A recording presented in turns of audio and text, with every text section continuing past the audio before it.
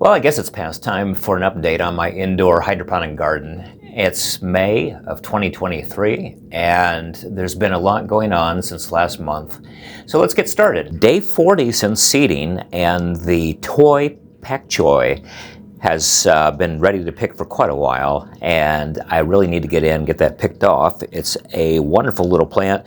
The garden that it's growing in is a AeroGarden Bounty Elite. So under 50 watts of light, it really did not take long for this to fill in nicely.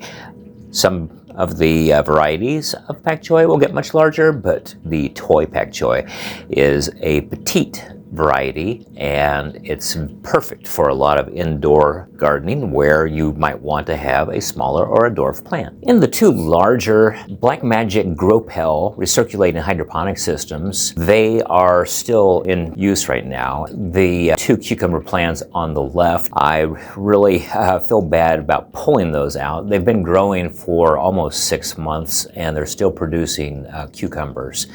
So as long as they keep going, they're looking a little bit haggard. I'm continuing to let those produce. I will eventually pull those out and start something else. They're under a Vivosun VS1000 100 watt grow light.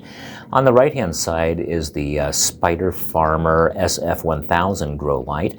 And I had a Parthenocarpic variety of eggplant called Turkish Delight from Johnny's Seeds in it.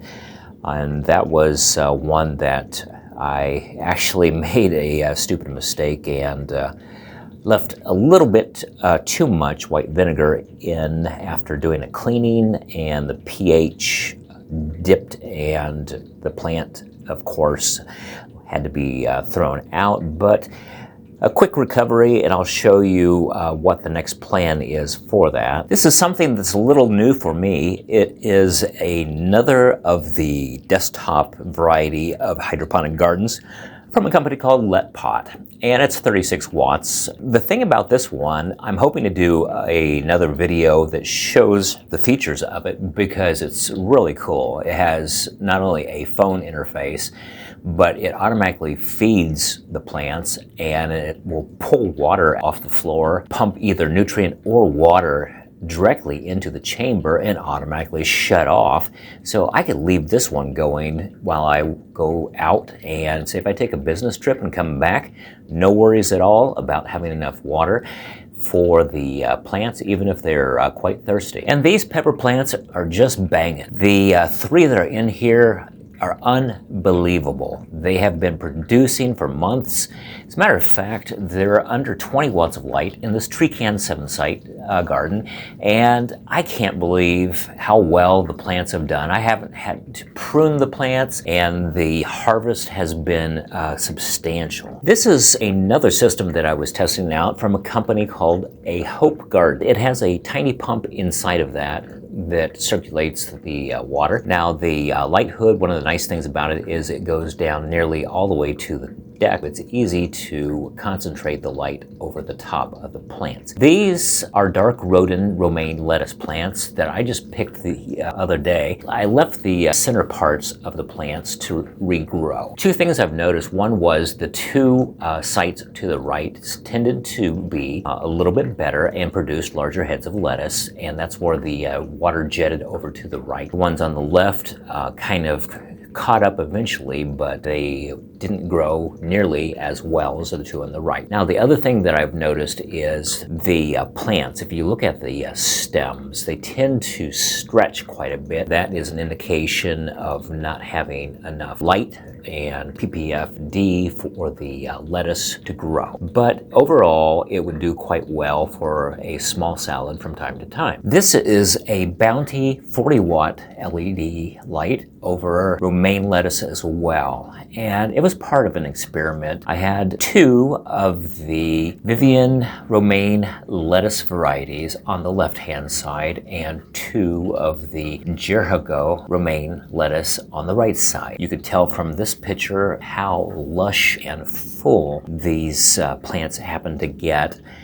And I would say, based on flavor, that Jericho is probably my new favorite.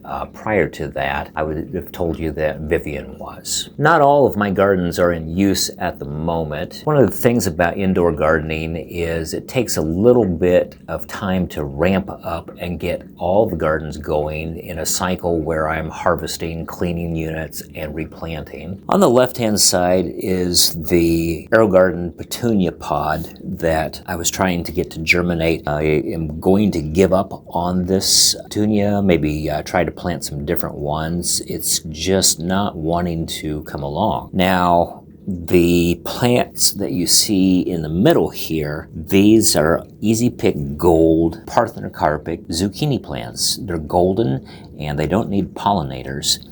I was hoping to get one good plant out of these because I'm going to take the best one and put into one of those large Blackmagic Gropeels under 100-watt light, and probably the one, you know, as I mentioned, with the Spider Farmer SF1000, because it would be a good test to see how well that light can drive a plant that's probably going to be at least 3 feet in diameter. And this is a Jericho romaine lettuce plant as well. This AeroGarden Sprout that's in is only 10 watts, but it goes to show that if you're looking for a huge head of salad greens, it's easy to do under the lowest of lighting if you have a system that is optimized. So that's been the state of where the indoor garden is currently in the month of May. I'm just going to wrap up by harvesting a couple of the cucumbers off of this plant. Just gorgeous, beautiful. And there's another one in here as well. I think I'm gonna go ahead and trim that one off too, allow the plant to put its energy into maybe a few more. So gardening is my personal favorite hobby, and I hope it's yours too, because there's a lot of enjoyment and you could eat the results.